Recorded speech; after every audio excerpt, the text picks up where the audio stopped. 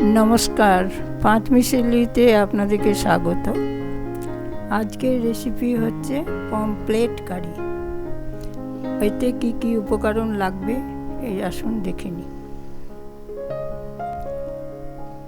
प्रथमे लागबे एकटा टमेटो कुचि करा,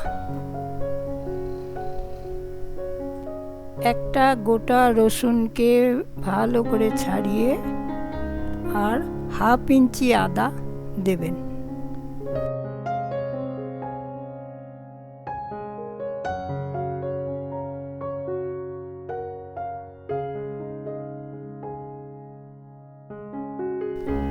एरपर मिक्सिते दिচ্ছি रसुन, आदा, पेঁয়াজ कुचि, टमेटो कुचि।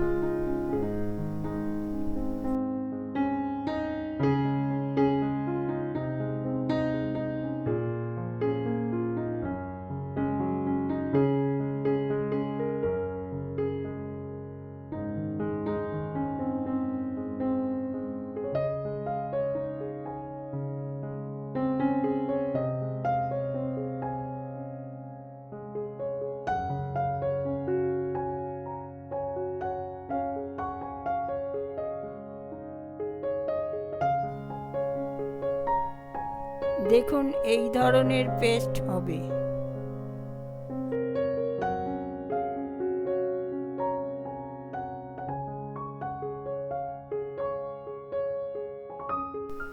কড়াইয়ে 25 গ্রামের মতো তেল দিয়েছি। তেল দেওয়ার পর মাছটা ছেড়ে হালকা ব্রাউন কালারের মতো করে নিয়েছি, কড়া করে ভাজি নিই। মাছ ভেজে নেওয়ার পর যে তেলটা আছে তাতে গরম মশলা, এলাচ, দারচিনি আর লবঙ্গ দিলাম। এরপরে আমি পেঁয়াজ কুচনো পেঁয়াজ রাখা ছিল সেটা দিয়ে দিলাম। কুচনো পেঁয়াজটা একটু ভালো করে লালচে ধরে, খুব লাল না, হালকা একটুখানি রং হবে।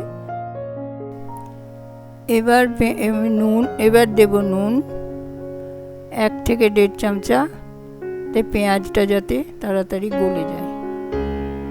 তারপরে দেব হলুদ 1 চামচা,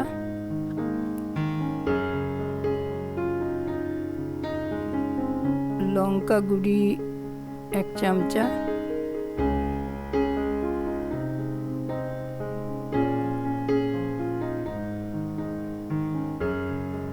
জিরে গুঁড়ো 1 চামচা,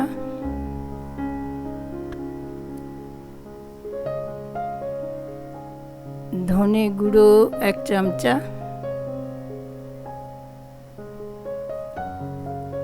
1 চুটকি গরম মশলা যেটা আমি বাড়িতে বানিয়েছি।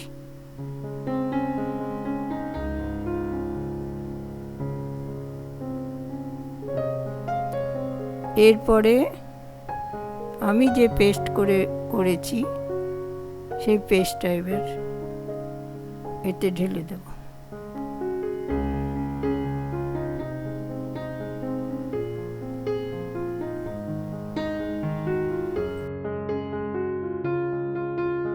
মশলাটা কষতে থাকুন 3 থেকে 4 মিনিট পর্যন্ত, যতক্ষণ মশলা থেকে তেল না বেরোচ্ছে।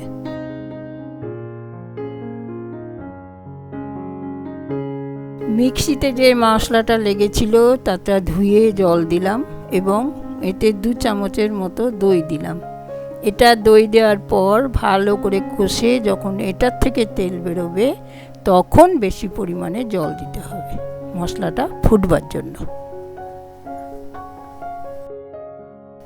এরপর 1 চামচ কাশ্মীরি মির্চ দিলাম। ওটাকে ভালো করে নাড়াচাড়া করে মশলার সঙ্গে মিশিয়ে দেবেন।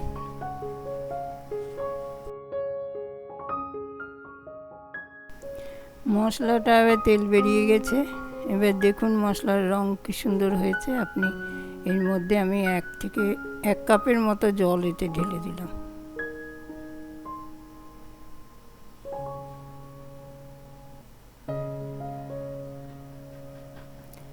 ঝোলটা ফুটে উঠেছে। এখন এতে মাছ দিয়ে দিলাম।